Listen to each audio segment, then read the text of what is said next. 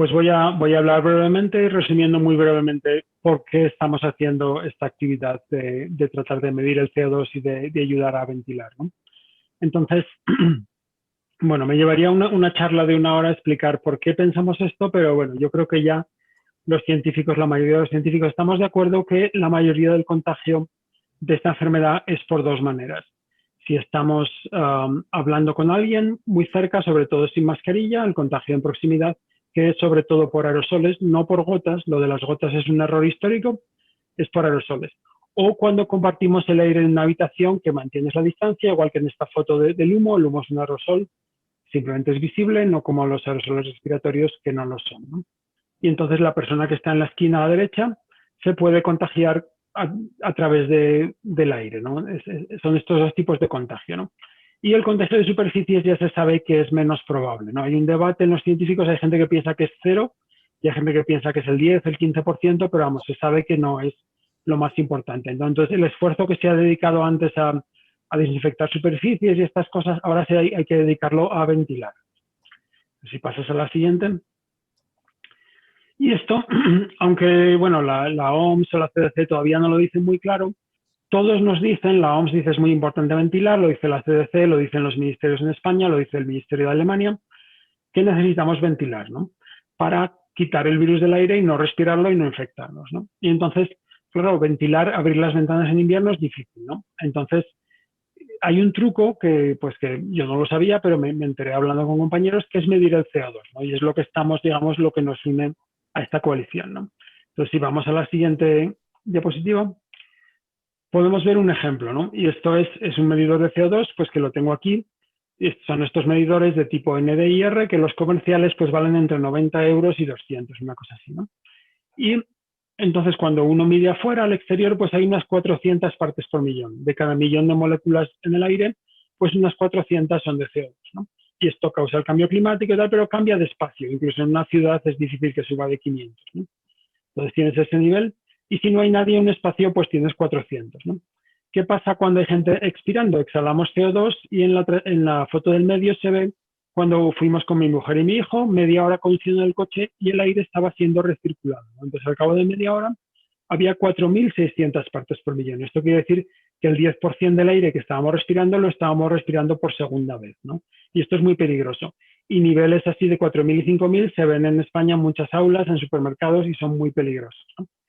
Entonces, ¿en qué consiste pues medir el CO2? Que tú puedes ventilar y en este caso pues no tuvimos que abrir todas las ventanas y ir incómodos en el coche, sino simplemente le di al botón que hace que el aire en vez de recircular viniera de afuera y muy rápidamente bajó el contagio, bajó el CO2 a 800 partes por millón, que es un nivel mucho más tolerable, ¿no? Entonces, la cosa es, si todos pudiéramos tener un medidor de CO2 que nos dijera que estamos ventilando lo suficiente, pues podemos ver cómo ajustar las ventanas, cómo hacer estas cosas, ¿no? Y de eso es, claro, hacerlo esto de forma práctica, pues es complicado por diferentes razones que nos dirán los compañeros del grupo, ¿no? Si puedes pasar a la siguiente. Entonces ya, pues a corto plazo, pues eso, queremos medir como se pueda, ¿no? A medio plazo yo creo que tenemos que ponernos las pilas, ¿no? Ha habido una negación durante 110 años que las enfermedades se transmitían por el aire y como consecuencia por eso tenemos las aulas tan mal ventiladas, porque el aire no era una cosa importante. Entonces hay que ponerse las pilas y ventilar. Y una cosa muy útil sería que en todos los sitios donde compartimos el aire tuviéramos como un reloj de pared que midiera el CO2 y que fuera como un semáforo, ¿no? Y si un supermercado está mal ventilado y tiene 3.000, pues ahí no entras, ¿no? Y que es una cosa fácil y que se puede hacer con un coste muy limitado. Pues si vas a la siguiente.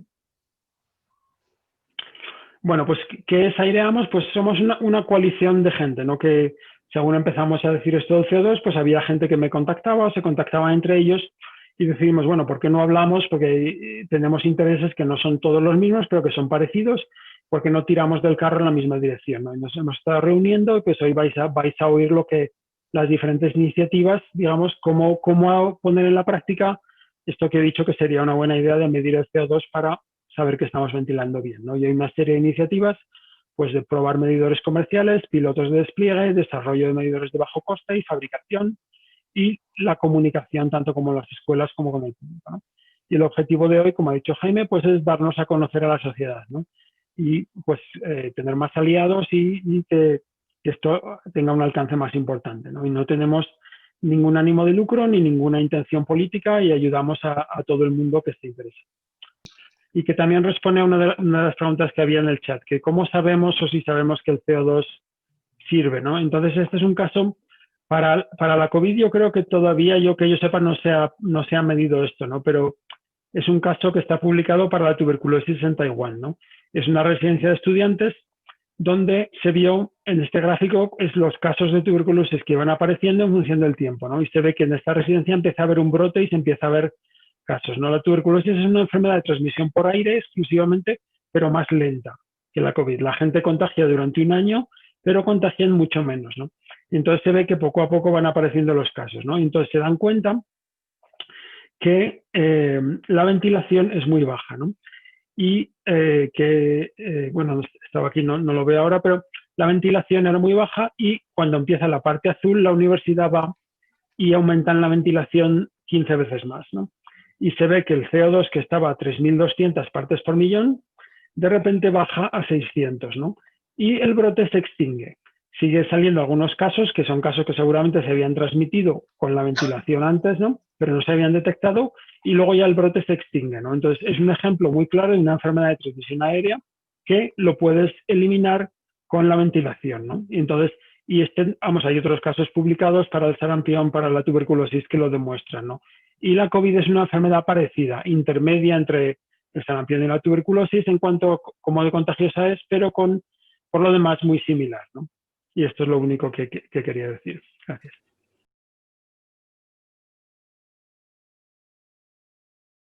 Yo trabajo en el Instituto de Diagnóstico Ambiental y Estudios del Agua, IDAEA, que pertenece al CSIC, y principalmente nuestra experiencia o en el grupo en el que yo trabajo es en aerosoles atmosféricos. Entonces, pues cuando llegó la pandemia, pues por los temas comunes de los aerosoles y de la pandemia, pues dimos cierta respuesta. Entonces hicimos un informe de emisión y transmisión de SARS-CoV-2 y opciones de filtración para determinar capacidad de filtración de algunos materiales para hacer mascarillas o para utilizarlos como filtro, y esto lo hicimos en conjunto con la Universidad de Huelva y la Universidad de Colorado, y fue en abril. Y más recientemente publicamos la guía para ventilación en aulas junto con la Asociación Mesura, como digo, en octubre. Y otras cosas que hacemos relacionadas pues, con la pandemia actual es que participamos en la plataforma Salud Global del CSIC, hicimos la traducción de la guía de Harvard de 5 pasos para la ventilación en aulas, hemos dado talleres y charlas de divulgación y asesorado administraciones. Y recientemente se acaba de anunciar o co-coordinamos un máster del CSIC y la Universidad Internacional Menéndez Pelayo sobre pandemia, salud global y COVID-19. ¿Y qué hacemos aquí en el grupo de Aireamos? Pues aplicación de las recomendaciones de ventilación, interpretación de los datos de esta aplicación y más ligeramente participación en otras medidas y en otros grupos o proyectos del grupo grande Aireamos. Sí, en el grupo en el que yo trabajo, sobre todo en aerosoles, y nuestra principal contribución fue inicialmente el informe de emisión y transmisión y de filtración para mascarillas u otros materiales, y más recientemente la guía de ventilación. Y ahí, pues bueno, pues es una manera de recordar o resumir que siempre en el exterior mejor que en el interior, cuantas menos personas mejor y más distancia. Si estamos en silencio o hablamos bajo, emitimos menos aerosoles, y si llevamos la mascarilla bien ajustada, es significativamente mejor que si no la llevamos o si la llevamos mal ajustada. Si reducimos el tiempo de exposición, reducimos la dosis que recibimos. Y lo que más estamos hablando aquí, que es si ventilamos y si pasamos a la siguiente, entonces cuando utilizamos ventilación natural, siempre mejor ventilación cruzada, que todo el mundo lo ha experimentado en casa en verano cuando trata de refrescar, siempre es mejor cuando tienes ventanas o ventana y puerta encaradas.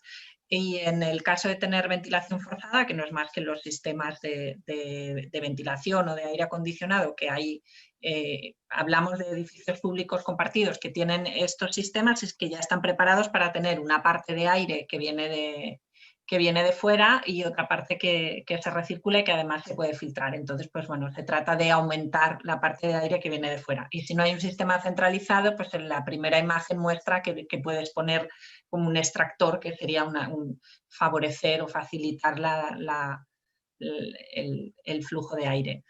Y entonces, cuando esto no es posible o no es suficiente, pues podemos utilizar purificadores de aire que no hacen más que hacer pasar el aire a través de un filtro de alta eficiencia que retiene las partículas y, por tanto, retiene los virus.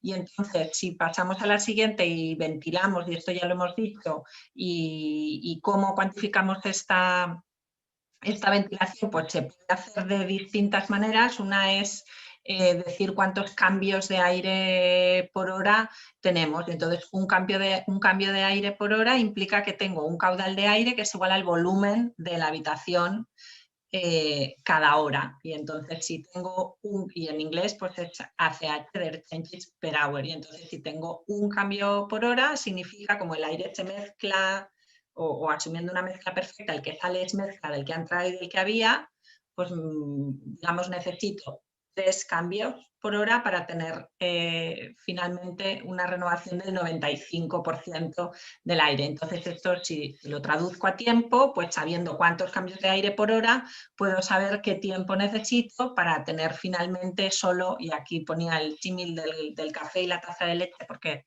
se entiende un poco mejor, y al final dices, pues si tienes 3 cambios de aire por hora, tardas 1 hora en renovar el 95% del aire. Si tienes 6 cambios por hora, pues tardas solo 30 minutos. Y por eso en la guía de Harvard, o cuando se ponen esos objetivos, pues entonces se recomienda entre 5 y 6 cambios de aire por hora. Y entonces, ¿esto cómo se cuantifica? Midiendo el CO2, porque como en realidad no sé si lo hemos dicho claramente, yo creo que sí, lo ha dicho José Luis, en el exterior es alrededor de 450, máximo 500 ppm, y en el interior, como exhalamos, pues tenemos más CO2. Y midiendo esto, y si pasamos a la siguiente, entonces puedo saber cuál es la renovación de aire que tengo. Puedo coger un valor, como decíamos, porque al final siempre será mejor tener 700 ppm que tener 3000, o puedo hacer un cálculo específico para el lugar en el que estoy. Entonces digo, si yo quiero tener este caudal de aire exterior, es decir, estos cambios de aire por hora, o lo puedo determinar como yo quiero tener tantos metros cúbicos por hora, o quiero tener tantos litros de aire por persona y por segundo, ¿no? Para tener en cuenta cuántas personas hay, pues entonces puedo calcular la concentración de CO2 teniendo en cuenta la generación de CO2 de cada persona, y eso puedes hacer la aproximación y varía dependiendo de la edad y de la actividad que hagas, pero pues según el número de personas y la generación, y teniendo en cuenta el caudal de aire que quieres, que es el objetivo que has fijado, pues aplicas esto y dices, vale, pues entonces si tengo este caudal de aire, esta renovación de aire, esto me dará como resultado esta concentración de CO2. Y este gráfico son medidas que hizo la Asociación Mesura en un aula real en la Comunidad Valenciana, y entonces se ve. Al principio estaba todo cerrado, pues la concentración de CO2 aumenta, cuando abren la puerta se estabiliza, cuando abren a la vez ventana, pues tenemos ventilación cruzada y desciende. Y las líneas punteadas no son más que los niveles de concentraciones de CO2 que corresponderían a los distintos cambios de objetivo de aire por hora. Si uno se establece 5 cambios de aire, que en este caso serían pocos porque la densidad de personas era muy alta, entonces pues en esos casos se recomiendan más, y por eso pintamos hasta los 18 cambios, que equivaldrían a 14 litros por persona y segundo. Y ya está. Y en la última, simplemente, porque en la guía en la siguiente diapo simplemente muestro un par de infografías, una que le llamamos Cuento, que hizo principalmente la Asociación Mesura, que está basada en la guía para ventilación en aulas, y la otra infografía que hizo el Departamento de Comunicación del CSIC, y bueno, pues tratan de resumir o poner un poco más fácil y que llegue el mensaje de manera más fácil. Y ya está, con esto termino. En la siguiente hay algunos links por si luego queréis buscar la información. Muchas gracias.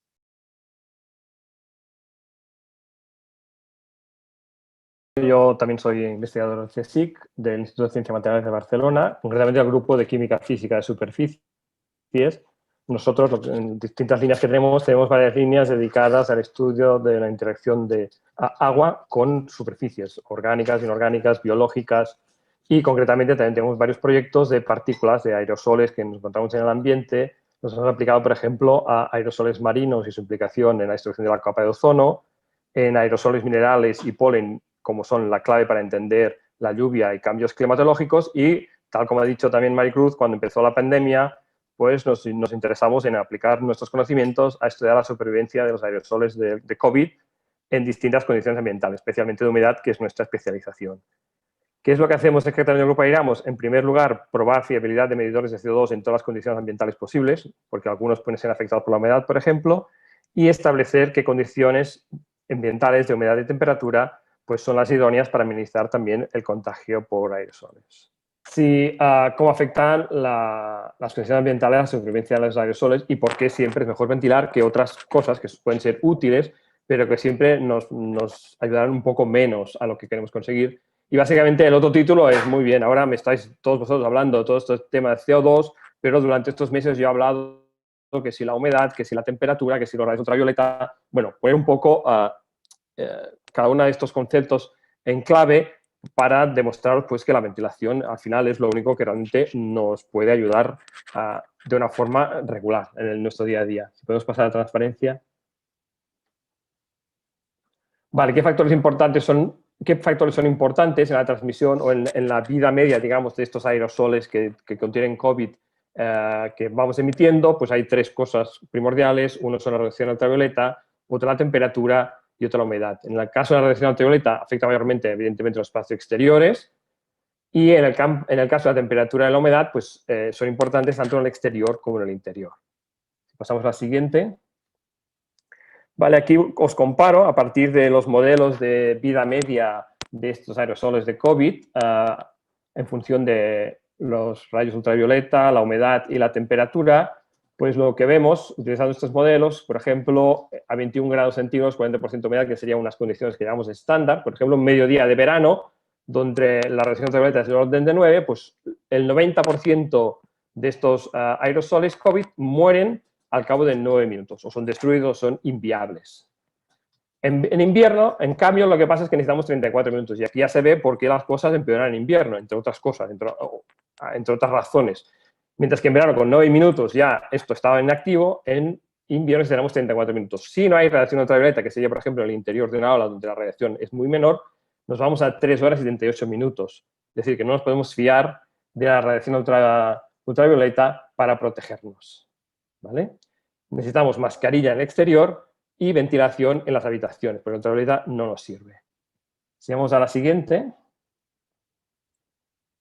En el caso de la temperatura, por ejemplo, nos podemos preguntar, hemos oído que la temperatura más alta ayuda a que los aerosoles COVID se desactiven. ¿Merece la pena poner la calefacción más fuerte? Bueno, aquí presento un gráfico del tiempo necesario para que otra vez el 90% de los aerosoles COVID sean inactivos a distintas temperaturas y una condición de humedad relativa normal. Lo que vemos, por ejemplo, que en el régimen de temperaturas que nos movemos los humanos, por ejemplo, de confort de los humanos, por ejemplo, entre 22 y 26, la diferencia pues es poca. En 26% tardamos 2 horas, esperando 2 horas a que se mueran todos, y en 22 grados pues tardamos 3 horas. Es un poco más, pero ¿cuál es el mensaje aquí? No juguemos con la calefacción, mantengamos la calefacción y las temperaturas normales porque no vamos a ganar demasiada cosa. Si pasamos a la siguiente. En cambio, en el caso de la humedad sí que es un poco más crítico. Este es el mismo gráfico, pero en lugar de depender de la temperatura, depende de la humedad. Y lo que sí que se observa es que por debajo del 40% de humedad, hay realmente el tiempo necesario para que se desactiven todos estos aerosoles es bastante mayor. Por ejemplo, pasamos de 16 horas para un 20% de humedad a pues 2-3 horas para un 40% de humedad. En el fondo, lo que se recomienda, vamos a la siguiente transparencia. ¿Puedes pasar a la siguiente? Vale. Por debajo del 40% de humedad no es recomendable, o al menos lo que tenemos es que el virus se mantiene activo durante más tiempo. Además, la resistencia de la membrana del virus por debajo del 40% de humedad es mayor y además las personas somos más susceptibles debido a la afectación de las mucosas. Por otro lado, por encima del 60, ya hemos visto en la gráfica anterior, en el fondo la reducción del tiempo en que los virus se mantienen vivos aumentando la humedad por encima del 60%, tampoco ganamos mucho. Pero, no obstante, sí que lo que provocamos es que se puedan crecer otras cosas, mohos o condiciones que tampoco son favorables para otros tipos de patologías de la respiración. No obstante, aún quedan muchas cosas que no sabemos de cómo se comporta este virus con humedad y con temperatura. Hay estudios de laboratorio, hay estudios estadísticos basados en cómo pasa el COVID en distintos países. Y lo más importante es que necesitamos muchos datos. Y aquí, muchos datos para entender esto. Y aquí, pues, doy las gracias a iniciativas como el COVID Warriors, que pueden lanzar una gran cantidad de sensores conectados a Internet, de manera que los investigadores pueden hacer estos datos, ver cómo se modifica la humedad, la temperatura, el grado de CO2 y relacionarlos con propagación de COVID. Y finalmente, la última transparencia. Bueno, pues las recomendaciones finales es que siempre hay que airear, que la única forma de eliminar los aerosoles en un tiempo rápido es airear, porque esperar a que ellos mismos se degraden siempre es más lento y más peligroso, evidentemente, que airear. No cambiar la calefacción. En el caso de que alguien tenga un sistema que permita mantener la humedad pues entre el 40 y el 70%, por ejemplo, un humidificador en una zona de muy baja humedad, pues bueno, no modifica el hecho de que hay que ventilar, pero si lo tiene, que lo use. Y un pequeño comentario, es como con los tiempos de sobrevivencia en espacios cerrados es suficientemente corto, hemos visto tiempos de 3 horas, 4 horas en las condiciones normales. Cuando todo el mundo se va por la noche, no hace falta ventilar, dejar las ventanas abiertas toda la noche hasta el día siguiente, porque el poco virus que pueda quedar allí después de una ventilación normal, pues durante la noche va a restar inactivo. Y esto nos ahorra luego volver a calentar toda la habitación, por ejemplo. Bueno, y eso es todo. Muchas gracias.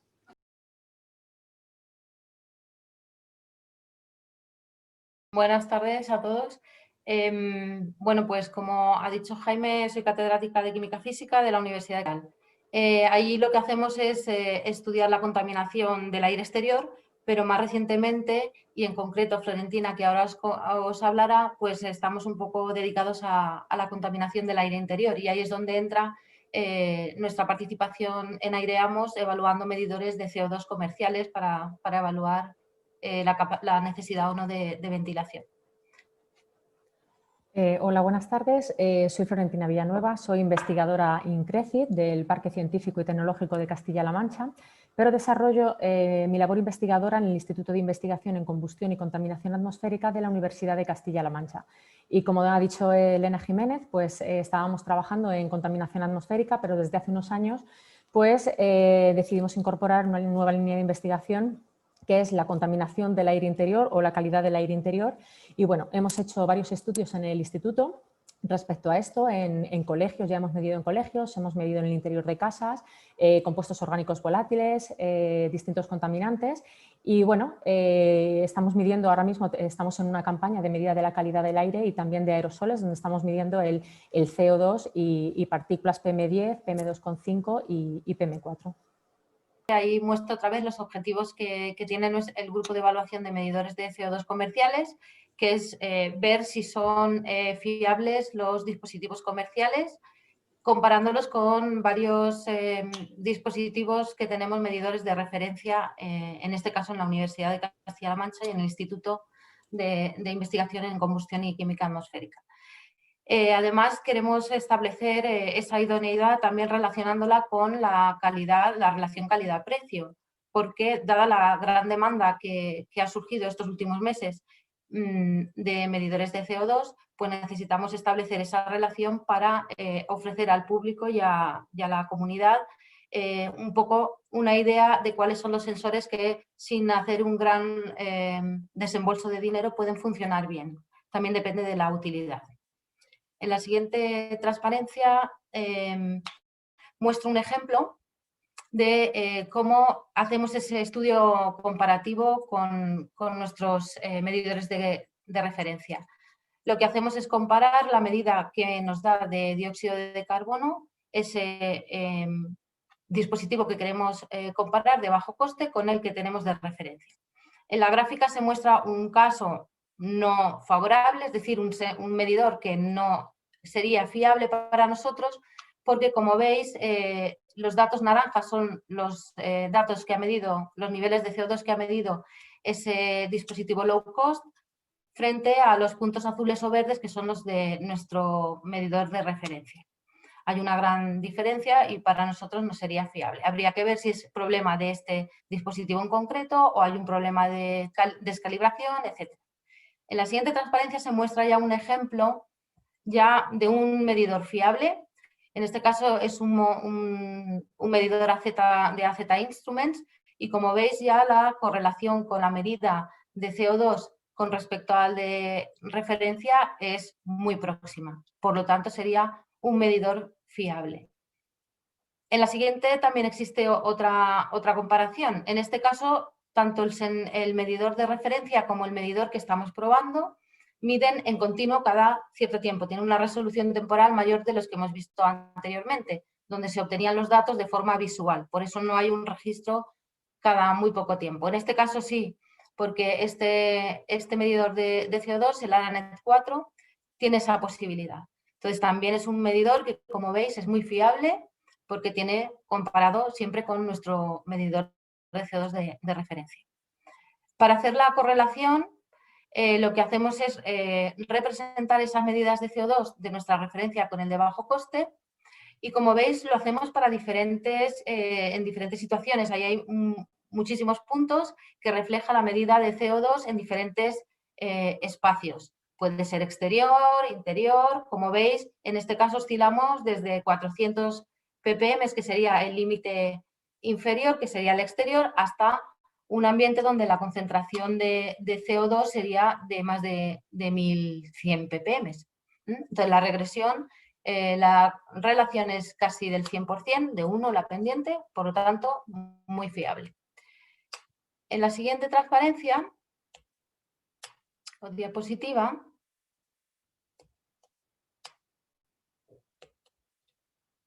la siguiente diapositiva se ha quedado congelada, vale.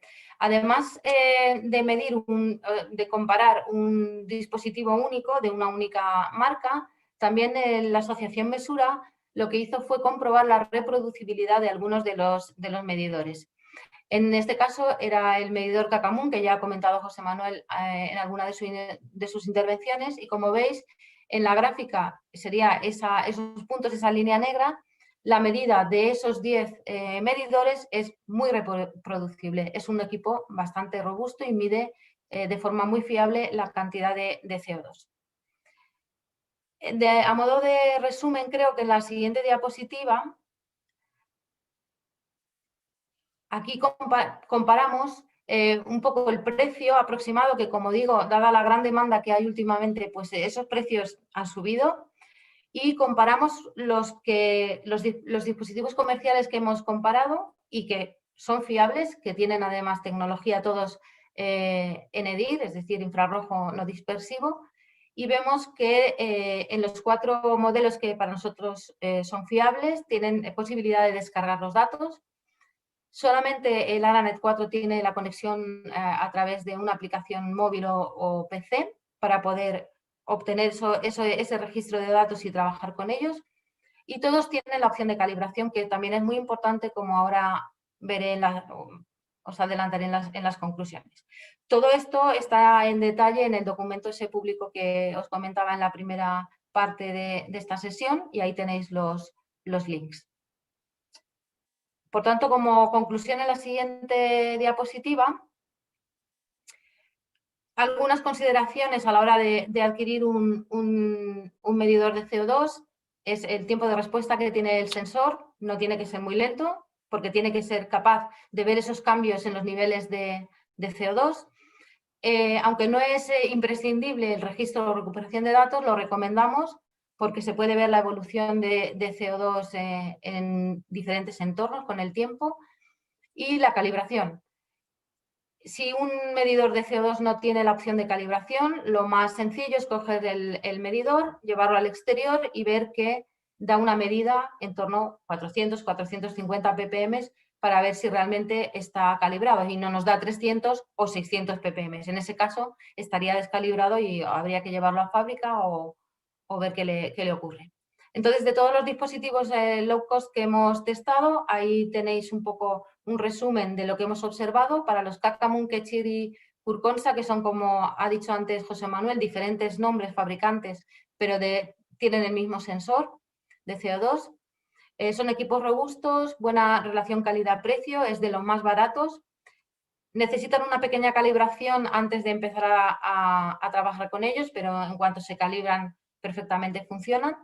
Y una cosa muy positiva es que la batería tiene una autonomía que permite realizar medidas en continuo toda una jornada lectiva y además puede exportar datos. El ARANET 4 también, como he comentado, son muy fiables. La ventaja de adquisición de datos en la aplicación móvil y PC y en algún momento alguna tuitera me comentaba si recomendaba alguno que fuese pequeño para llevarlo en el bolso. Realmente yo creo que de todos los que hemos probado el ARANET 4 es el más pequeño y los otros dispositivos que hemos probado es el Soulon, que también lo podéis encontrar con diferentes nombres, y el AZ que os he mostrado anteriormente. Vamos a seguir probando diferentes dispositivos comerciales.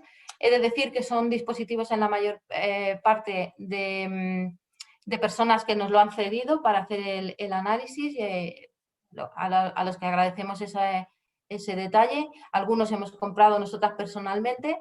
Y si alguien está interesado en que probemos alguno de sus medidores de CO2, pues que nos lo hagan llegar. En la siguiente diapositiva tenéis nuestro correo electrónico, nuestras cuentas de Twitter y nada más. Muchas gracias.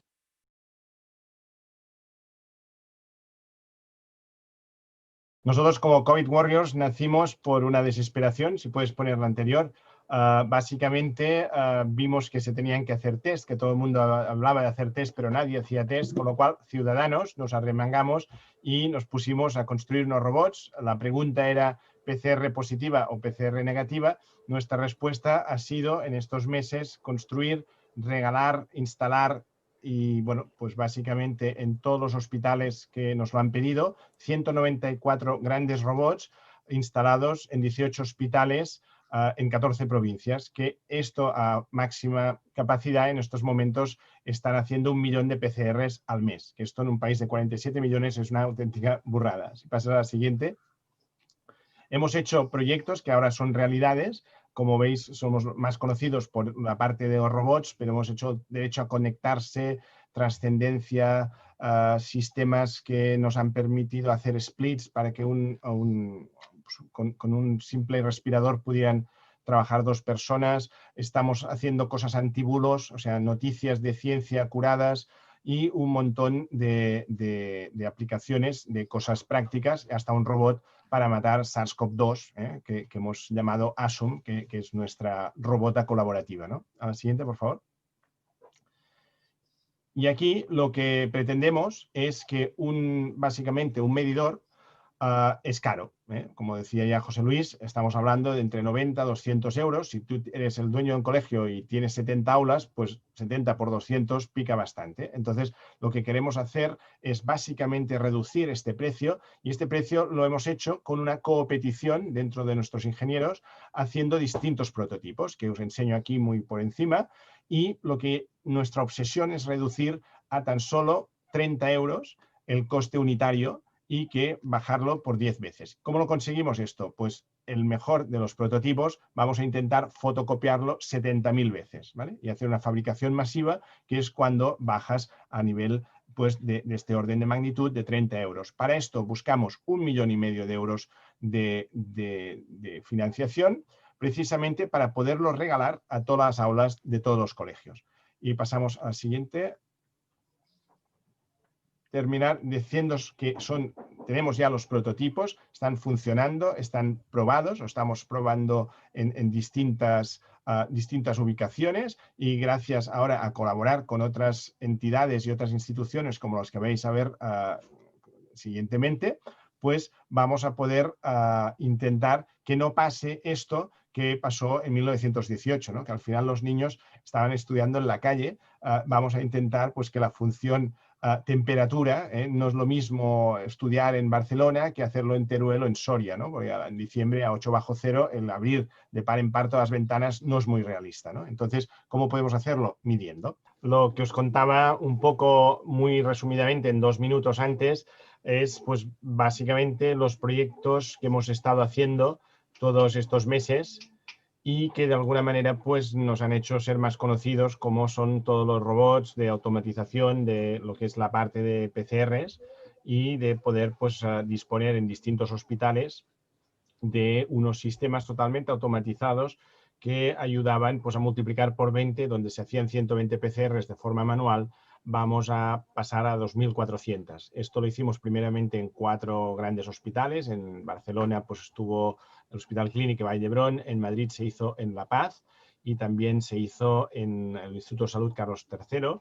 Y una vez pues nuestros grupos de voluntarios acabaron de configurar pues todas estas máquinas, programándolas durante casi 24 días y tantas noches, y pues bueno, todos salimos en todas las televisiones y nos permitió pues que todos los hospitales nos pidieran, ¿no? Y entonces lo que elegimos eran aquellos hospitales que hacían 400 o más PCRs al día, y a partir de aquí pues pusimos en 13 hospitales más, ¿no? Y que al final se añadió uno más, 14, más los 4 que ya llevábamos, fueron un total de 18 hospitales en 14 provincias.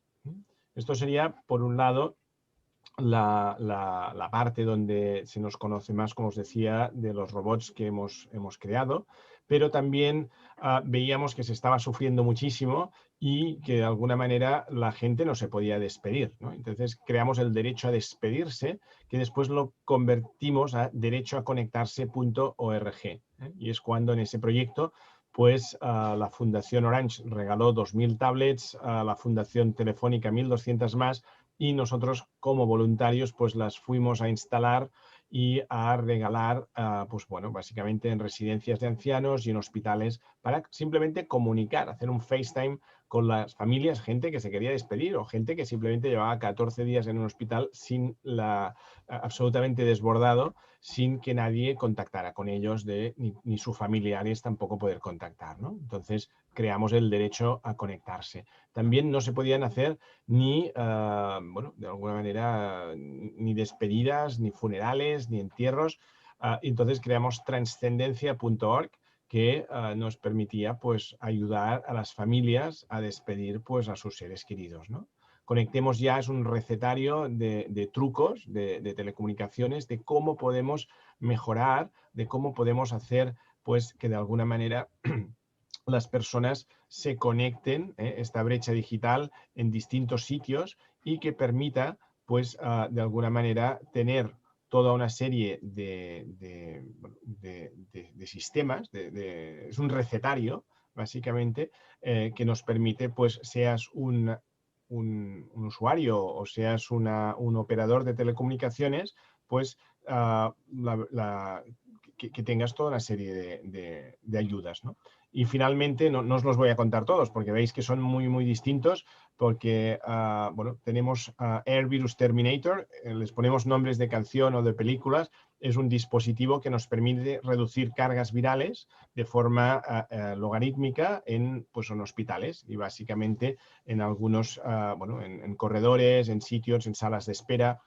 Asum, que es un sistema o una máquina, es nuestra robota colaborativa, es lo último en tecnología, y de alguna manera pues hemos cogido la tecnología industrial de robots autónomos. Hace 5 años no existían los robots autónomos a este nivel, y le hemos colocado pues unos sistemas de luz de ultravioleta diseñada a 254 nanómetros, y si estuviéramos en la guerra de las galaxias yo os diría que esto es la estrella de la muerte, porque hemos creado la máquina más letal jamás creada, para matar este tipo, pues bueno, persiguiendo al SARS-CoV-2 hemos visto que en 20 segundos nos cargamos todo tipo de bacterias, de esporas y, bueno, la verdad es que y hasta hongos, ¿no? Estamos muy contentos con esta máquina, ¿no? Y después hemos hecho cosas más sociales, como el Cántame, de llenar de canciones de los años 50, cuando las personas mayores que tenemos ahora tenían entre 15 y 25 años. Hemos hecho un Spotify, pero de los años 50, digitalizando discos de 78 RPM, o sea, cosas que cuando os lo explican dices, ah, claro, pero no lo había hecho nadie, ¿no? Entonces, hasta Telefónica ha hecho un acuerdo con nosotros que regalan el hilo musical con nuestras canciones, ¿eh? Y la SGAE nos ha permitido copiarlo como queramos, en CDs, en pinchos USB, en un montón de formatos, ¿no? Terminar quizá con el Ecografiamos, que es un proyecto que sustituye a las radiografías, y que una radiografía tiene el problema que hay muy pocos radiólogos, ¿eh? Entonces, como todo el mundo tiene la misma enfermedad y lo que necesitamos es detectar pues neumonías bilaterales, en Londres se hizo todo un protocolo que nosotros hemos traído a España y hemos regalado un montón de ecógrafos portátiles que entonces lo ves en tu dispositivo móvil. Y puedes hacer una ecografía por la espalda a una persona sentada para que no te contamine y cualquier médico en 2 tardes puede saber buscar unas rayitas blancas en los pulmones para hacer ese triaje, para que después, si tiene que acabar pues, en una UCI o tal, pues saberlo lo antes posible para poderle tratar y aplicar unos protocolos distintos. Pasamos a la siguiente. Vale, bueno, pues básicamente yo con esto quería comentaros lo que es COVID Warriors, no, la anterior, perdón. Quería comentaros un poco por encima lo que es COVID Warriors y de alguna manera en la parte de CO2, pues básicamente tenemos 2 líneas. Hemos empezado pues, hace varios meses a, por alguna manera, empoderar a los profes de tecnología en las aulas para que ellos mismos suelden, o sea, nosotros vamos a hacer una bolsita, como un sales kit que se hacía antes, una bolsita con materiales y que cada uno, el do it yourself, ¿vale? Esto es una línea. Nos vimos que para hacer 70.000 estaríamos como unos 15 años, teniendo muchos profes, con lo cual vimos que otra de las opciones era multiplicar y crear de forma masiva dispositivos medidores de CO2 de bajo coste, ¿vale? Estamos probando además una tercera línea que es comprarlos, ¿vale? Me acaba de llegar hace media hora, o sea, media hora antes de empezar la reunión, pues me acaba de llegar que por 80 euros ya está pues en una línea siempre conectado, ¿eh? Necesitamos medidores que puedan conectarse a internet, porque si no esto es más inútil que una moto sin ruedas, ¿no? O sea, necesitamos poder ver a escalas, pues nuestros investigadores lo piden a gritos, ¿no? Es decir, para poder hacer un enjambre de medidores y poder sacar información tienen que estar conectados a internet, ¿vale? Y este es de los primeros que lo está. Ahora pues lo pasaremos al grupo para probar medidores porque es uno nuevo que hemos encontrado y que pues vamos a ver qué tal con el patrón oro, ¿no? Que digamos con el patrón con los que funcionan, qué tal se corresponde y intentar pues recomendar, esto sería una tercera línea, pues medidores ya hechos. O sea, nosotros no tenemos ninguna voluntad de entrar en el mercado, sino de poder regalar de forma masiva pues muchos medidores a las personas que nos lo pidan o a las escuelas. Nada más.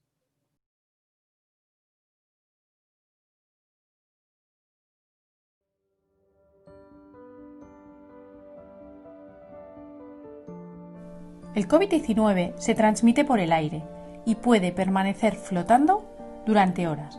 Por eso es importante airear los sitios cerrados. ¿Cuánto rato dejo abierta la ventana?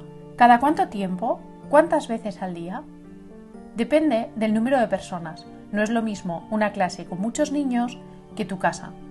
Por eso hemos diseñado un aparato que mida cuándo hay que airear y lo hace midiendo la cantidad de CO2 en el aire. Al respirar, expulsas CO2 y los infectados también expulsan el virus. Cuando el aparato ve que hay demasiado CO2 en el ambiente, es que puede haber virus y es el momento de airear.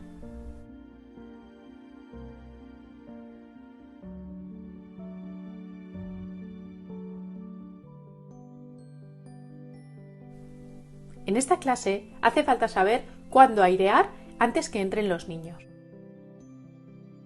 Para ello hemos puesto un sensor de CO2 en el techo que avisará cuándo tenemos que airear.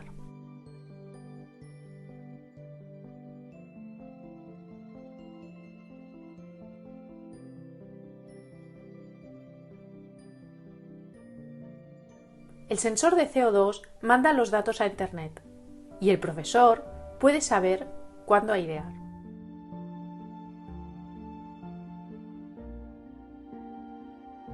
El medidor de CO2 lo puedes montar con tu clase para que sea más barato y tu profesor te puede ayudar. Para más información consulta la descripción del video.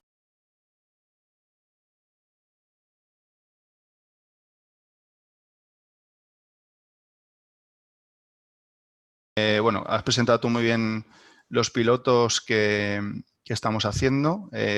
Estamos haciendo diferentes pilotos en diferentes ciudades.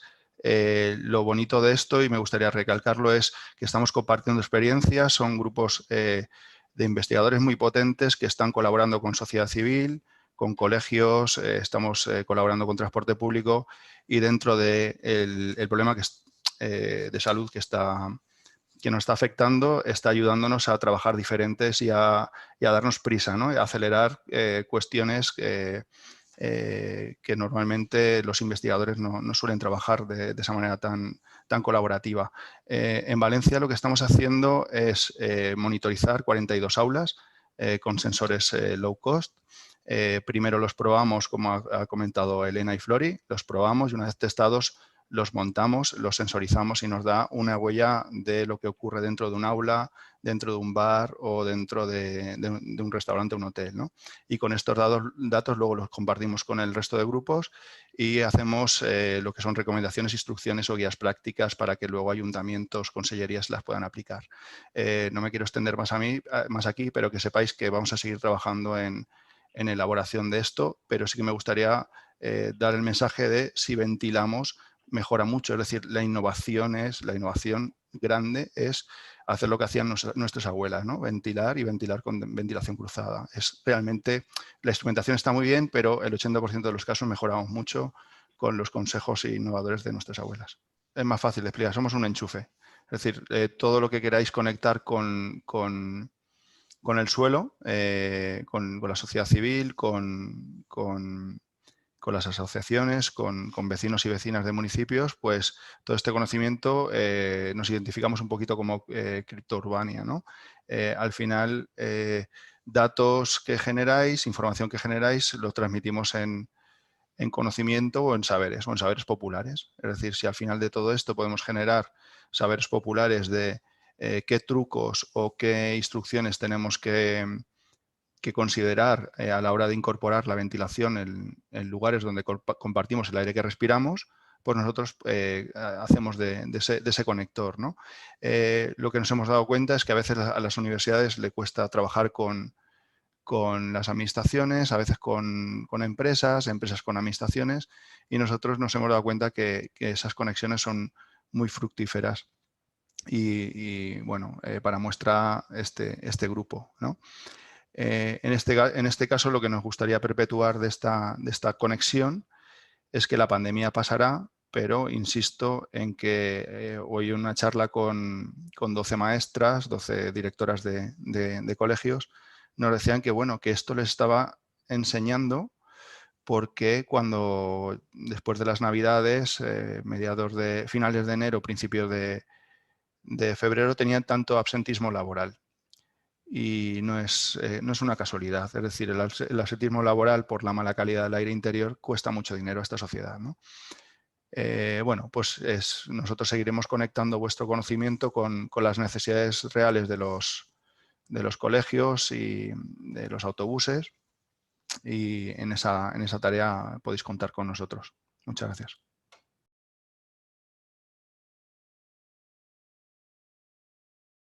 Yo pertenezco a este laboratorio de investigación en fluidodinámica y tecnologías de la combustión, que no tiene mucho que ver con los virus, pero pues como nos ha pasado a casi todos, cuando José Luis y sus colegas nos hicieron ver que esto iba de aerosoles, iba de ventilación, pensamos que teníamos conocimientos y teníamos recursos que podrían servir, y llevamos, pues desde ya, se empezó en abril con el tema de mascarillas, y desde final del verano pues llevamos trabajando en temas de ventilación de aulas, intentando responder preguntas básicas, pero que aparentemente tenían muy pocas respuestas. Cuánto hay que ventilar, cómo hay que ventilar. Después se ha elaborado una guía práctica, y estamos colaborando con decenas de centros que están muy activos en este tema. También estamos trabajando en el tema de purificadores artesanales, que es una alternativa, algo que puede ser una solución, pero que actualmente el coste es excesivo. No soy prohibitivo, pero es excesivo. Entonces estamos trabajando en en alternativas al respecto. ¿Podéis pasar a la siguiente, por favor? Y recientemente, ¿podéis pasar a la siguiente diapositiva?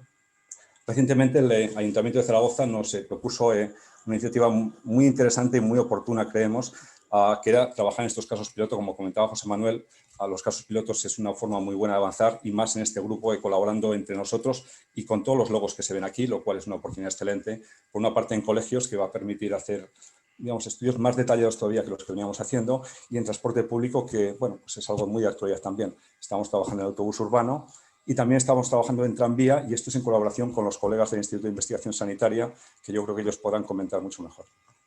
Sí, por nuestra parte, desde el Instituto de Investigación Sanitaria de Aragón, somos un grupo de investigadores compuesto fundamentalmente o básicamente por personas que trabajan en el ámbito sanitario y otro grupo de personas que trabajamos más en el ámbito tecnológico. Nuestro objetivo global es trabajar sobre lo que es la definición de zonas de bajo riesgo, con el objetivo de caracterizar problemas específicos de zonas concretas y, sobre todo, proponer actuaciones. O sea, diseñamos, proponemos y podemos implantar soluciones específicas para cada problema concreto. Como decía mi compañero Javier, en nuestra primera intervención pues, fue solicitada por Tranvía de Zaragoza. Estamos colaborando intensamente con ellos para salvar la problemática específica de ese problema de transporte, y actuaciones previstas pues, están en el mundo de los hospitales, comercio, hostelería. Bien, como decía, pues pertenecemos a este grupo de LIFTEC, y fue al final del verano cuando ya convencidos de los aerosoles, ventilación, etcétera, pues veíamos que había preguntas básicas y a veces como muy básicas que no encontrábamos respuesta, y entonces pues por eso pues empezamos a desarrollar una serie de actividades que ahora voy a comentar muy brevemente. Una es, por ejemplo, la ventilación en aulas, cuánto hay que abrir todo, etcétera. Y también el tema de los purificadores, que había algunas ideas pues como muy simples y que parecía que funcionaban, entonces se trataba de ponerle número a eso. Siguiente, por favor. Entonces, un tema era la ventilación en aulas y, como decía, pues preguntas muy básicas a las que no encontrábamos respuesta. De cuánto hay que abrir, pues por ejemplo, cuando llegue en verano no había problema, pero cuando llegue el invierno, cuánto habrá que abrir. Y es por eso que empezamos pues una rutina de medidas que está llegando hasta hoy. Ya llevamos unos cuantos centros, muchas horas de registro, muchas aulas distintas, con muchos... Y bueno, pues una conclusión es que el tema es complejo y depende mucho del caso, con lo cual es imprescindible medir CO2, pero sí que se está en algunas conclusiones generales que son interesantes. Y, por ejemplo, pues solamente el hecho de ver cómo ahí abajo se ve, por ejemplo, un registro de CO2 en un aula, se ven un poco los eventos que son consistentes con las variaciones de CO2, como sube, como baja, etcétera. Y esto era con 3 ventanas abiertas 15 centímetros, que es una abertura, pero es mucho menos que abrir las 3 ventanas de par en par, evidentemente, con lo cual pues, es una respuesta, digamos, muy positiva. Y es en lo que hemos ido haciendo, y se ve que, como en la mayor parte de los casos, con aberturas muy limitadas, se puede tener una ventilación correcta, ¿de acuerdo? Entonces, si pasamos al siguiente, por favor. Hemos intentado pues, consolidar esa información y esas pautas, porque no se trata de establecer correlaciones, pero sí pues, cómo actuar. Hemos entrado en contacto con muchos colegios, hay muchos colegios y institutos que están activos y están estando y se están poniendo en marcha, están recibiendo analizadores, estamos en contacto con ellos, lo cual es una gran noticia. Y la pregunta clásica era, bueno, pues ya tengo un analizador, ¿y ahora qué? Y entonces hicimos esta guía. Decir que esta guía no se solapa, no es repetitiva respecto a la de CSIC de Maricruz, sino que algo que nos ha preocupado en este grupo, y lo comentamos desde el primer día, es que había que dar información que sea útil, y este tipo de recomendaciones de cómo llevar a la práctica estas ideas que todos tenemos claras era fundamental, y también que era fundamental que fuesen ideas claras y estructuradas, de forma que esto no es más que desarrollar una de las partes de la guía muy amplia y muy completa que Maricruz y compañía publicaron, y es lo que intentamos desde el grupo, estructurar la información y que no se solape, sino que se complemente. Y yo creo que está funcionando muy bien en ese sentido. Ahí está, hay un enlace donde se puede acceder directamente, y también toda esta información está en la web de Aireamos. Siguiente, por favor. Otro tema en el que hemos estado trabajando, que pues un poco completa lo que comentábamos antes, era la opción de purificadores como una de las opciones. Se dice siempre, pues primero ventilar, después, si no es posible, o en ciertas ocasiones los purificadores son importantes. Purificadores que tienen una serie de cosas, pero en lo que nos ocupa es el filtro el que trabaja para retener los aerosoles, las pequeñas partículas. Entonces, nuevamente, la idea estaba ya, no es una idea nueva para nada, no es un invento extraño, sino que es el corazón de lo que tienen los purificadores dentro, pero se trataba de ver si cuando llegue el invierno, que bueno, teníamos la sensación de que en invierno con las ventanas cerradas iba a ser claustrofóbico, ahora que sabemos que hay que ventilar, etcétera, bueno, pues que fuese posible para lo más, la cantidad de personas, centros, aulas, etcétera, lo más amplia posible, si lo necesita, que pudiera acceder. Y entonces hicimos, bueno, pues hemos estado haciendo pruebas desde principios de septiembre. Tenemos ya muchos casos caracterizados y ahí muestro, por ejemplo, pues una tabla donde da el CADR, que es lo que siempre deberíamos de buscar, porque es fundamental y que dimensiona adecuadamente, si no es un problema, y en eso nos gusta insistir mucho. Por ejemplo, el equipo que se ve a la derecha es un ventilador de 120 vatios con un filtro F7 y que da casi 700 metros cúbicos hora de CADR, por un coste que en este caso son literalmente 50-55 euros, ¿de acuerdo? Entonces, todo esto, bueno, pues hay que, digamos, hacerlo bien, pero es posible, ¿de acuerdo? Y se puede hacer de fabricación propia y lo ideal sería que hubiese empresas, y es lo que estamos intentando, que acometiese una fabricación en serie de forma que, por un coste que pudiese hacer posible que hubiese uso masivo si se necesita, pues se pudiera fabricar. Con lo cual, interesados, empresas interesadas, todos los datos que tenemos están a su disposición. Siguiente, por favor. Y como antes comentaba, pues el Ayuntamiento de Zaragoza ha planteado una serie de iniciativas que son muy oportunas y tenemos que intentar dar respuestas en primer lugar, a la seguridad, desde luego, que es en lo que todos estamos trabajando, y con esa seguridad intentar que la actividad pues, sea lo más activa posible. Pues hay cosas que se prohíben porque es posible que choquen contra la seguridad, pero vemos que supervisando adecuadamente, con las recomendaciones adecuadas, hay muchas actividades que pueden ser seguras. Y es el objetivo también, uno de los pilotos que estamos planteando es un colegio, y aquí lo que estamos haciendo es ampliar estudios que ya llevamos haciendo en colegios, en primer lugar con dos objetivos. Por una parte, estudiar el caso particular de ese colegio, que tiene unas necesidades, y hoy hemos hecho la segunda serie de ensayos, y contamos con que se puede ventilar y con analizadores de CO2 se puede ajustar y se puede estar en aula de forma segura, pero también este estudio va a permitir hacer un estudio más detallado incluso de los que hemos hecho para responder algunas preguntas sobre cómo situar los medidores, efecto del tipo de ventilación, etcétera, que la idea es que sean generalizables, que sean útiles de forma general, ¿de acuerdo? Entonces, esto es un piloto que se está iniciando estos días. Siguiente, por favor. Y los otros pilotos tienen que ver con el transporte público. Uno de ellos es en la flota de autobuses urbanos, con ayuntamiento y colaboración con la empresa, y lo que vamos a hacer es lo lógico, empezar viendo cómo medir. Hay algunas experiencias, pues por ejemplo, de José Manuel en Valencia tiene experiencia de medidas, los colegas del CSIC en Barcelona también hicieron medidas hace algunos años. Hemos intentado localizar los datos disponibles y adaptarlo, digamos, tenerlo en cuenta para esta situación. En primer lugar, la metodología; en segundo lugar, valorar la situación actual en una serie de situaciones distintas, y a partir de ahí es cuando vendría la evaluación, si es correcto, si hay recomendaciones, y finalmente sería la implementación. Estamos empezando, como decía. Mañana se va a intentar hacer la primera serie de medidas. Siguiente, por favor. Y finalmente también se está haciendo un piloto en los tranvías, y esto está realizando en colaboración con los colegas del Instituto de Investigación Sanitaria, y que me gustaría que lo contaran ellos en detalle. Así que por mi parte eso es todo. Muchas gracias. Sí, Juanjo Alba. Sí, gracias Javier, Jaime. Bueno, lo primero de todo, agradecer tanto a Fundación Ibercaja como a José Luis Jiménez el que nos dierais cabida, ¿no?, para integrarnos en este grupo con las distintas iniciativas que podemos llevar a cabo.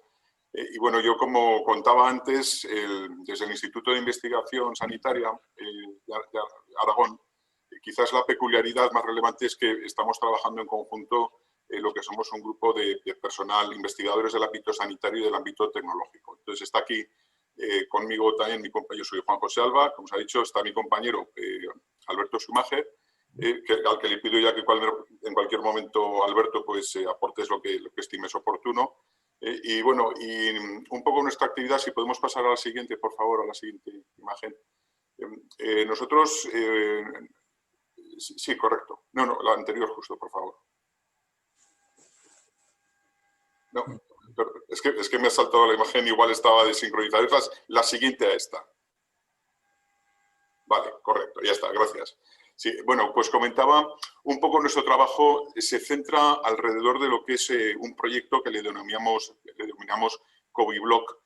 Y este proyecto surge pues al poco tiempo de originarse la pandemia ante una situación que nos parecía de mucho riesgo, y era que se empezaba a manejar a las pocas semanas o pocos meses el concepto de las zonas COVID-free, ¿no? o libres de COVID. Nosotros entendíamos que era un mensaje muy peligroso que se mandaba con eso, y precisamente este proyecto lo que ha querido trabajar desde el primer momento es el concepto de zonas y espacios de bajo riesgo de contagio. Eso lo que supone, el objetivo general, es identificar distintos espacios de uso compartido, conocer la problemática específica y diseñar también soluciones específicas que, aparte de pasar por protocolos de ventilación, de renovación de aire natural, también pueden ser forzados, se puede intervenir en sistemas de aire acondicionado, se pueden introducir sistemas incluso de desinfección, que todos se complementen entre ellos, como insisto, en función de las necesidades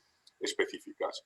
Este proyecto arranca con dos campos de trabajo ya identificados, y tenemos dos instituciones que desde el primer momento estaban interesadas, que eran el Tranvía de Zaragoza y los hospitales, fundamentalmente los hospitales clínicos que tenemos en nuestra ciudad.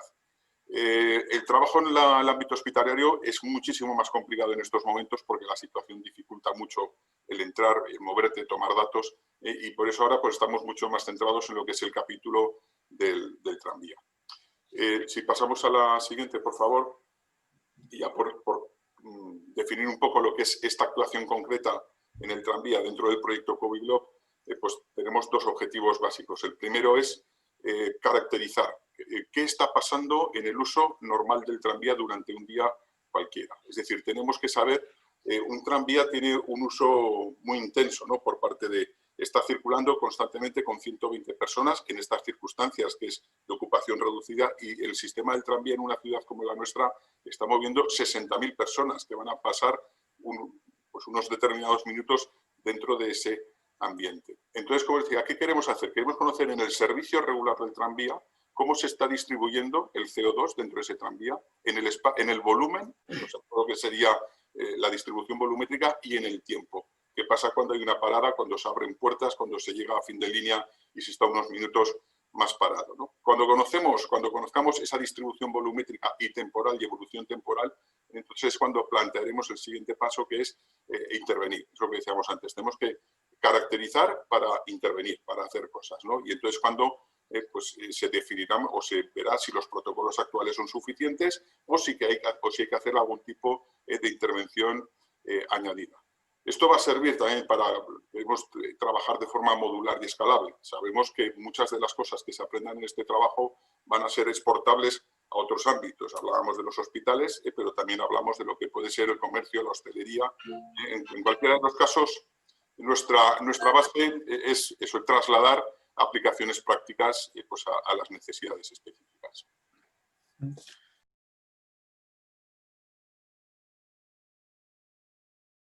Somos un grupo de personas, un grupo de ciudadanos, y que nuestro objetivo es, pues, todo este conocimiento convertirlo aterrizarlo y entregárselo a los ciudadanos, ¿eh?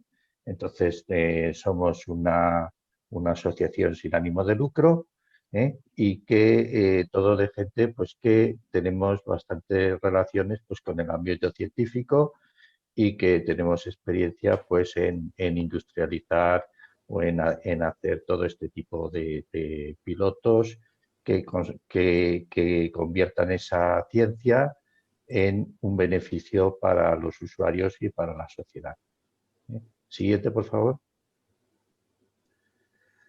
Nosotros estamos trabajando inicialmente con varias ciudades, en concreto con quien más avanzado tenemos esta colaboración es con Valladolid, donde estamos definiendo un piloto. Entonces aquí nuestra visión es que hay que poner primero al usuario en el centro, entonces identificar bien quiénes son los usuarios, ver cómo pueden actuar con interaccionar con las tecnologías que podemos poner a su disposición, y cómo esa actuación pues también se relaciona pues con su día a día. O sea, el usuario no está solamente pendiente de si ventilamos o no ventilamos, ¿eh?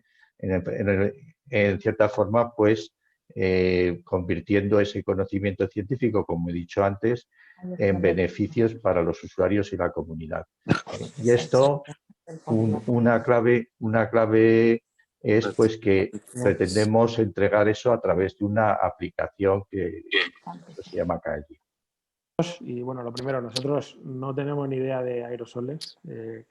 Somos un grupo de personas que fundamentalmente lo que buscamos es que la transición tecnológica ponga a las personas en el centro y somos muy heterogéneos en el sentido de que hay personas desde el ámbito de la ciencia hasta el ámbito muy de la aplicación. Entonces, estamos en esta iniciativa gracias a una de las personas que es componente de Cripturbania, que es Xavier Querol y que es uno de los investigadores en aerosoles que ha empujado todo esto, ¿no? Entonces, nosotros lo hemos planteado como plantearíamos un reto en cualquiera de las empresas de la gente en las que estamos, pues o en Resol, o en Telefónica, en Indra o en IBM, ¿no? Que es, si tuviéramos que desplegar todo este conocimiento a la última persona en España, ¿cómo lo haríamos, ¿no? Entonces, hemos analizado ese proceso, si puedes pasar la diapositiva, y creemos que hay mucho trabajo avanzado en el tema de sensores y hay grupos trabajando, creemos que hay mucho trabajo en conocimiento de la dinámica de fluidos, de cómo ventilar, y consideramos que lo clave ahora es intentar integrar este tipo de conocimiento y este tipo de actividad digamos, dentro de las conductas que tenemos en nuestro día a día, ¿no? Y pensando que al final esto va a ser útil o no, no si hay 4 o 5 o 500 entidades o personas que quieren empujarlo, sino si realmente es asumido por la población, ¿no? Entonces ahí llegamos a la conclusión que donde podíamos aportar nosotros valor es en intentar trabajar con el usuario final para darle utilidad a ese conocimiento e intentar desde la tecnología pues integrarlo en un cambio conductual e integrarlo en el día a día, ¿no? Si puedes pasar la diapositiva. Entonces, nosotros planteamos realizar entre 1 o 3 pilotos con unos 100 sensores por piloto en localidades específicas, o sea, en administración local, consideramos que es un rol clave, y creando junto a ellos pues zonas o sectores específicos de bajo riesgo de COVID, ¿no? Ahí estamos de acuerdo con Juan José que esto de COVID-free es como los productos light, ¿no? Entonces, consideramos que necesitamos un elemento vertebrador y que necesitamos una escalabilidad muy grande, y como la cabra tira al monte, consideramos que se tiene que empezar a construir una plataforma, una infraestructura pública, digital, que nos permita obtener valor de estos datos en entornos locales y que nos permita además que el panadero pueda tener el conocimiento que tiene José Manuel Felici o Alberto Schumacher o la gente del CSIC, digamos, en su bolsillo, ¿no? Esta es la idea, ¿no? Si puedes pasar la última diapo. Entonces, aquí hay que darle las gracias por nuestra parte al Ayuntamiento de Valladolid. Estamos hablando con bastantes ayuntamientos y la verdad es que nos ha parecido súper ágil cómo se toman decisiones, y esta es la realidad. Y consideramos que tienen que tener un rol a nivel de financiación directa o indirecta. Estamos hablando de poco dinero, en torno a 60 o 70.000 euros. Ellos nos están ayudando a seleccionar asociaciones comerciales, tanto de los barrios o sectoriales o incluso los ámbitos educativos o infraestructuras públicas, porque bueno, nuestra idea es que tenemos que llegar a todos a la vez y hacerlos compartir ese entorno común de conocimiento y interacción, que es el prototipo de aplicación que estamos pensando, ¿no? Y que pueden surgir muchas aplicaciones que hagan algo parecido. De hecho, sería lo ideal que aparecieran muchas aplicaciones y que realmente lo importante fuera la infraestructura digital que hay detrás donde se gestionan esos datos, ¿no?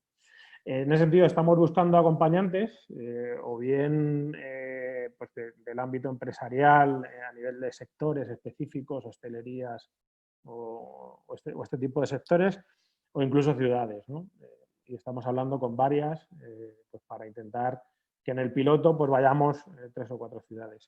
Y ahora sí, os voy a compartir un poco cuando hablamos de esta aplicación. Vale, bueno, pues esta es la aplicación. Lo que os voy a enseñar es el prototipo de lo que nosotros consideramos que debería de ser el tipo de aplicación que tendríamos que desplegar en las ciudades, ¿no? Consideramos que tiene que ser fácil y que nos tenemos que poner en los distintos roles que puede tener pues, mi padre, mi madre, mi hermana, en función de sus roles, ¿no? Pues mi padre es ciudadano y a la vez tiene un bar y mi hermana pues, es directora de un colegio, ¿no? Por ejemplo. Entonces, yo como, bueno, lo primero, pues me puedo loguear, ¿no? Y luego, como ciudadano, ¿qué es lo que puedo hacer?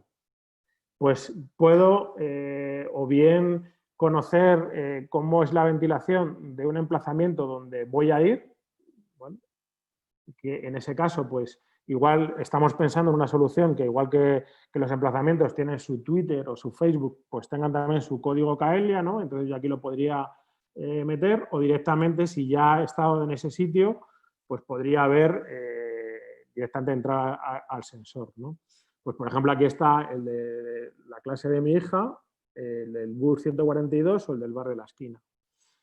Una vez que yo entro aquí, pues la idea sería que pues, pudiera ir, bueno, que realmente pudiera tener, digamos, metido ahí pues toda la información que utilizo en mis aplicaciones diarias, pero en cualquier caso que pudiera ver el nivel de ventilación pues que existe y que está dentro de los límites. Incluso nuestra idea es conectarlo esto con los marketplaces que tengan las ciudades o con las herramientas que ya existan dentro del comercio local, precisamente para integrarlo dentro de las conductas habituales, ¿no? Y que no sea un además y que hagamos a la gente ser expertos en ventilación, ¿no? Puedo hacer eso o puedo estar en... Y esto me permite, por ejemplo, pues saber en un cumpleaños que va a ir mi hija, cómo es la ventilación que se está dando en ese sitio y cómo suele ser la ventilación, porque al tener muchos datos, pues tenemos mucha información para poder gestionar, ¿no?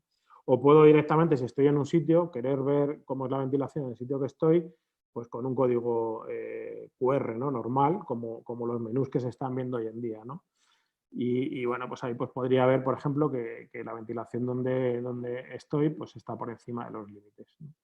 Y aquí puedo gestionar, como este perfil de ciudadano, pues puedo gestionar las alertas, ¿no? Pues recibir alertas de exposición o recibir informes de exposición, ¿dónde estoy más expuesto? ¿Estoy más expuesto en el transporte público o en mi trabajo o en cualquier emplazamiento que se fuera uniendo, ¿no?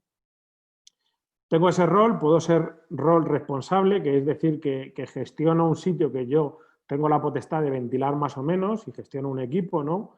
Y aquí, pues, bueno, pues hemos visto 3 tipos de aplicación, en educación, en transporte público o en el comercio, pero se podría ir ampliando. Y puedo dar de alta a un equipo, y aquí estamos trabajando también en cómo hacerlo y estamos hablando mucho con una iniciativa que no está aquí, pero que es gente muy potente, que se llama Anaire, que es gente de Telefónica, o directamente pues puedo insertar un código de los equipos que gestiono. Pues, por ejemplo, en este caso, pues 3 clases, ¿no? Y haría lo mismo, me metería y podría ver qué es lo que pasa con esos equipos. Y aquí, pues las alertas son alertas de ventilación o otro tipo de alertas que consideramos que es clave cuando hemos hablado con el usuario final, que es... Hay un tema que yo creo que se ha hablado poco, y yo no soy experto, pero es el tema de la calibración y de los equipos.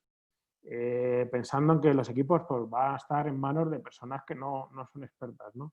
Entonces, se puede calibrar a nivel de software, se puede decirle, oye, este equipo está midiendo mal. Ese tipo de interacción lo puede tener la comunidad de expertos con el usuario final, ¿no? O informes de cómo suele ser la ventilación en mi emplazamiento, ¿no? Si cuando entra más gente pues tengo este tipo de ventilación, o los días que hace cierzo pues tengo una ventilación mejor que los días que no lo tengo, ¿no? Ya termino. Está el rol de gerente, que es, pues, por ejemplo, un director de un colegio o una persona que tiene varios locales, que lo que aquí te debería de permitir pues, ver, digamos, reportar de alguna manera pues, el cómo se están ventilando cada uno de los sitios en los que estoy gestionando y poder actuar. Pues a lo mejor en algunos sitios veo que es necesario meter pues el purificador, ¿no? Y luego algo que hemos comentado, que necesitamos que todo ese conocimiento de estas personas esté al alcance de la mano, ¿no? Entonces, creemos que tiene que haber una comunidad y que todo ese trabajo que han hecho todos los grupos y que cada vez se va a ir generando más, de alguna manera pues los tengamos en la mano a nivel de guías metodológicas, de tipos de sensores y dispositivos, de cómo colocar, de purificadores, de experiencias prácticas, de algo que no hemos hablado que nos parece clave, que es el tema de la ventilación y la eficiencia energética. Aquí hemos estado trabajando con Ángel Ruiz de ECO para ver qué le podemos decir a la gente a nivel de optimizar ese par de ventilación y eficiencia energética. Y bueno, luego pues evidentemente con canales donde no solamente los expertos puedan dar ese tipo de comunicación, sino que haya una comunicación también en cuanto a los usuarios, ¿no? Y eso es todo lo que os quería contar. Le damos paso ahora sí a José Luis Jiménez para concluir el acto. Bueno, pues muchas gracias a todos por participar y por presentar la información, y a Jaime y Patricia por conducirnos, y decir que yo estoy muy impresionado. Yo esto no es una cosa que hubiera hecho antes, y en realidad pues todo el mérito lo tienen los investigadores y las asociaciones que están haciendo este trabajo, ¿no? Yo creo que esto tiene un gran potencial en estos meses que nos quedan. Ayer el director de la CDC decía que enero y febrero van a ser los peores meses en la sanidad, en la salud pública de Estados Unidos durante la historia de Estados Unidos.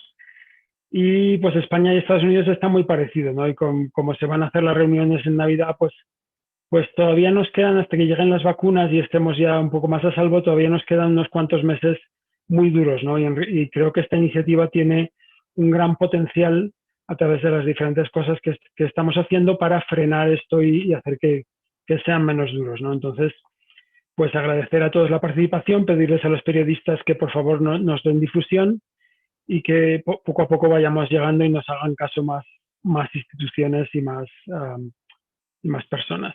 Y pues muchas gracias a todos y nada más.